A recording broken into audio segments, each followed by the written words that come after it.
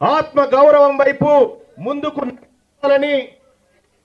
ముందుకు నడిపించాలని అహర్నిశలు కలలు గంటూ నిత్యం కృషి చేస్తూ వస్తున్నటువంటి వేదిక మీద ఉన్నటువంటి మేధావి సమాజమా, మీ అందరికీ పేరు పేరున పాదాభివందనం తెలియజేస్తా ఉన్నా.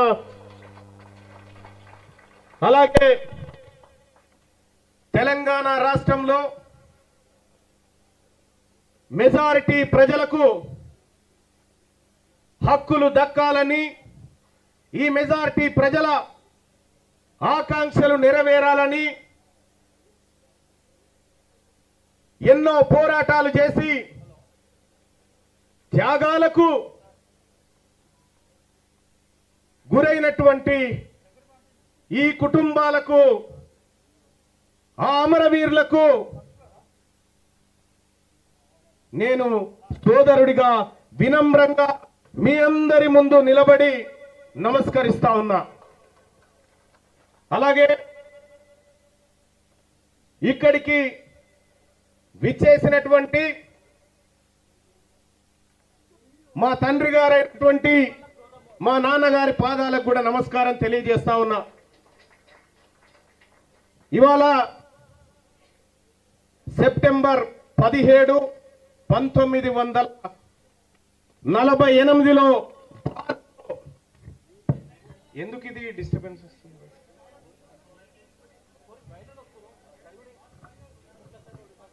దయచేసి కొంచెం అక్కడ జరగండి పెంచ.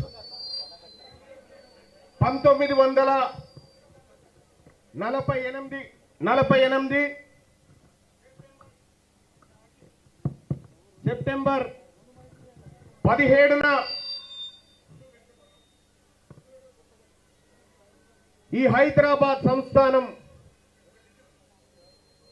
భారతదేశంలో కలిసినటువంటి సందర్భం. అలాగే ఈ దక్షిణ భారతదేశంలో వర్గాలకు హక్కులు దక్కాలని అహర్నిశలు పోరాడినటువంటి పెరియార్ రామస్వామి గారు, అలాగే ఈ విశ్వకర్మ బిడ్డల ఆశా జ్యోతి, మనందరి దైవంగా భావించేటువంటి విశ్వకర్మ, వీళ్ళందరి జయంతి. ఇంత శుభసూచకమైనటువంటి ఈ సెప్టెంబర్ 17 తారీఖును బీసీల తలరాత మారే దినంగా నేను భావిస్తా ఉన్నాను. ఎస్, ముందు మురళీ మనోహర్ గారు, ప్రొఫెసర్ మురళీ మనోహర్ గారు తన జీవితమంతా బీసీల కోసం పోరాడుతూ ఆలోచనను సమాజం మీదకి వదులుతున్నటువంటి